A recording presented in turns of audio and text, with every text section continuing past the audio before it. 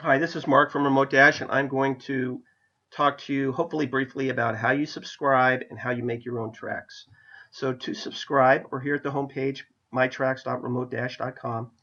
And how you subscribe is you go to subscribe and click on that, and you get the subscription page. This describes briefly what Remote Dash is all about, and then you enter your username.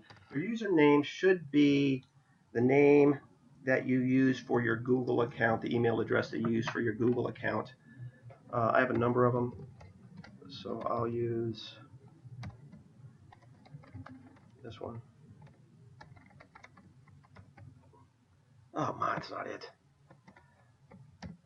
Yeah, this one. This one. All right, and I'll enter the password.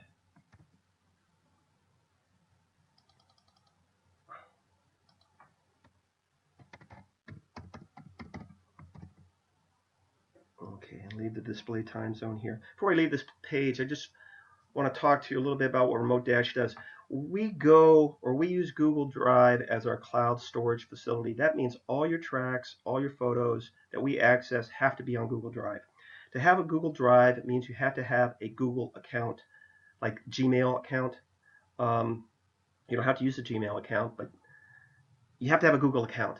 But let me tell you something. Google accounts are awesome. I mean, I'm just going to talk about Google Drive, but there's so many other facilities you get as well. But with Google Drive, you get 15 gig of storage for free. 15 gigs. 15 gigs for me is like more photos than I can take the rest of my life. It's a crazy amount. It's awesome. It's free. Um, I guess there's a cost to it. Google, I'm sure, is making money or using my data for something. I know one thing. I've had the account for probably a year and a half, 2 years with the Google Drive or my Google accounts, or more than that. And I've never seen any consequences to me personally from it. So I love it. And the advantages I get are it's just great. Um, so I store all my data up there. Um, it's really good. And so you need a Google account to be able to make your own tracks with Remote Dash and yeah, to make your own tracks. Now, if all you want to do is look at someone else's tracks, you do not, or have people share their tracks with you, you do not need to have a Google account. Just put in some other email here that you have. The problem with that is you won't be able to make your own tracks. And I mean, to me, that's the greatest utility of Remote Dash is to make your own. And um, but I can understand if you don't want to open up a Google account, that's fine.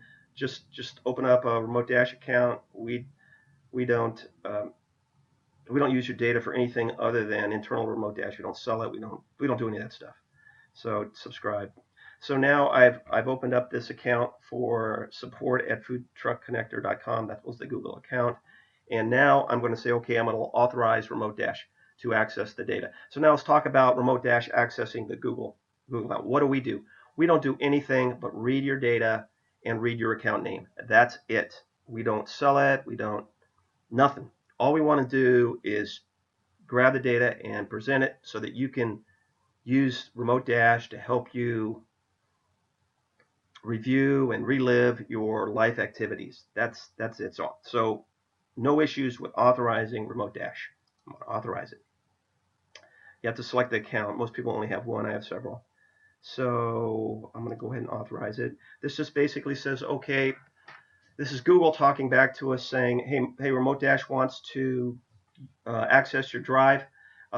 This 5 different things. The summary of these 5 different things is Remote Dash wants to read your Google Drive, and Remote Dash, not write it, just read it, and Remote Dash wants to read your Google account name.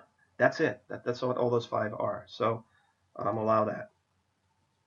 And so we're authorized, and it comes back. And the reason we put this account email username here is because we could change it. If you put a username in that was not your Google account name, then we're going to change to your Google account name. It just makes the administration of your account much easier, so that's what we do. And so now we can either go to Google Drive or we can go log into MyTrax. So I'm going to go to MyTrax. And we've placed your login name and your password here. So all you have to do is log in. And you are now in Remote Dash, and you have a starter track. So where did the starter track come from? Well, if you're a new user, the Remote Dash system provides you with one track so that you have something to look at when you log in. So there's something there. And I recommend you keep that track until you make your own or have other people share them with you. In fact, if you delete this, I think the next time you log in, it'll just pull it back up again. So it'd be kind of useless. But certainly, this is just me walking around a golf tournament. Um, I'm sure you don't find that of any general interest to yourself, so you could just delete that once you make your own tracks. So let's just go to the home page. And there you see the one track that you have. You don't have any of your own tracks yet. That's what we want to do now. We want to make our own tracks. So you would think, all right, well, how do I do that? I would go to My Tracks. You think, well, that sounds like a place I would go. Click on that, and it tells you, no, you need to upload a track from Drive before you do this. Okay, so let's do that. So how do I upload a track from Drive? Well, there's this Import Tracks right here. So let's click on that. And before you do that, actually make sure that you probably already, just because we provided, what I want to say is make sure that when you import a track that you're in the Google account that you want to import the track from. All right. And so we've already logged into that Google account. So let's just see. All right. So it comes back with this. So Remote Dash went into your Google Drive and read it. And it found all the tracks that we can import. And what are those? Those are KMZ, KML, and GPX files, which are just formats for the way people take GPS data from your cell phone or from what other and record it to a file. So it's very, very common. These are all tracks that I uploaded to this particular account from my cell phone using the app that I use, which there's hundreds of different apps you could use. It's not a My Tracks, a Remote Dash My Tracks app you need. You can just use your own. Just make sure it has a KMZ, KML, or saves files to KMZ, KML, or GPX format. Then you can use it. All right, so those are the tracks, and Remote Dash goes in and looks and finds out what directories are on your Google Drive. And here it says, okay, we've got just these two directories. You say, well, why are you looking for our directories? Well, because those directories can have pictures in them that are geotagged that you can upload. So that's a very common usage of Remote Dash. You might just load a directory in Drive with a bunch of geotagged photos that have something in common, like a trip you took or something like that, and then you can import them from right here. So let's import our first track. What I want to import. What's interesting? Well, I don't know. I think I've never imported this one from these tracks or tracks I made that I pushed up to other Google accounts. So I'm not sure, but let's just take this one, Long Beach to Catalina, and I'll submit that.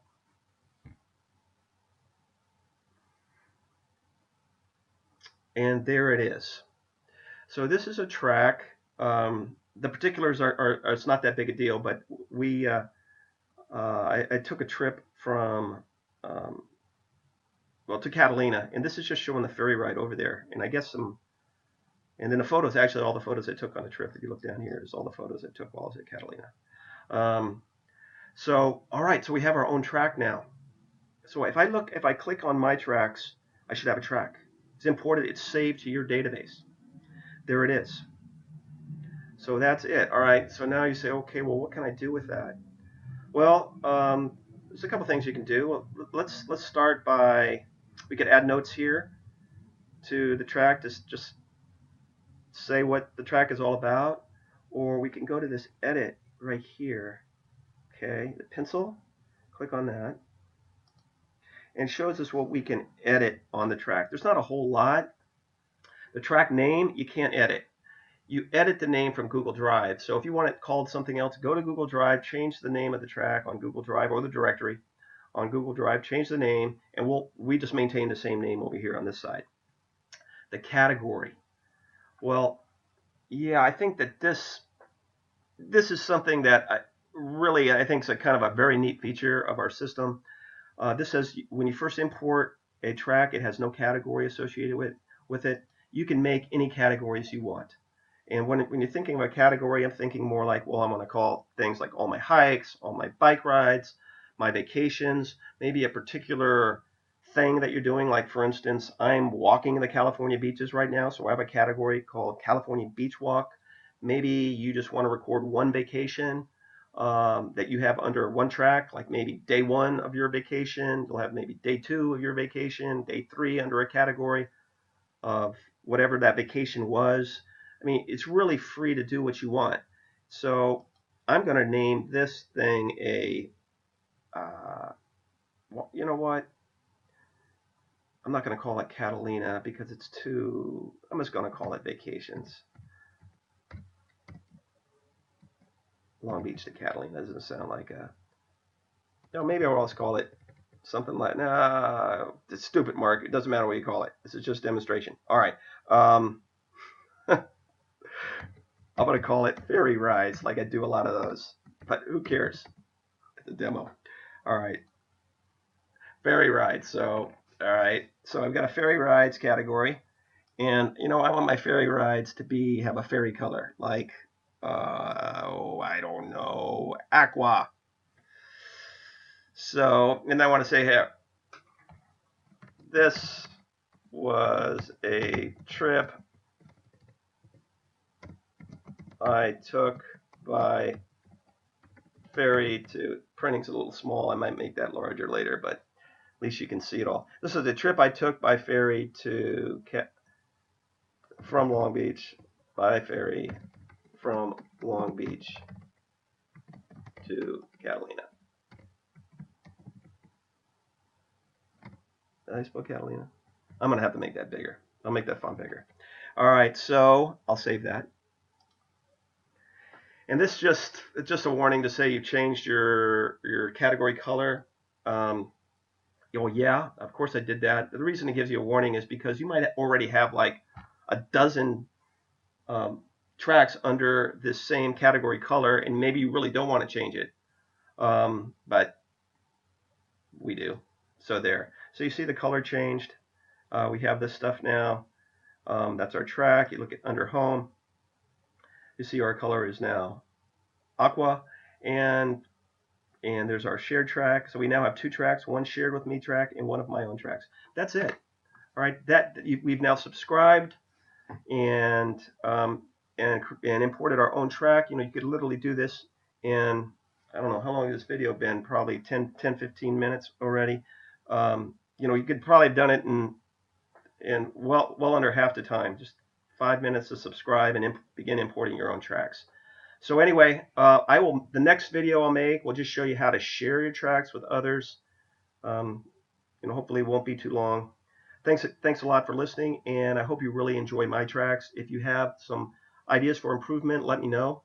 You can send your emails to either me directly at mjones@remote-.com or support@remote-.com will get to me as well.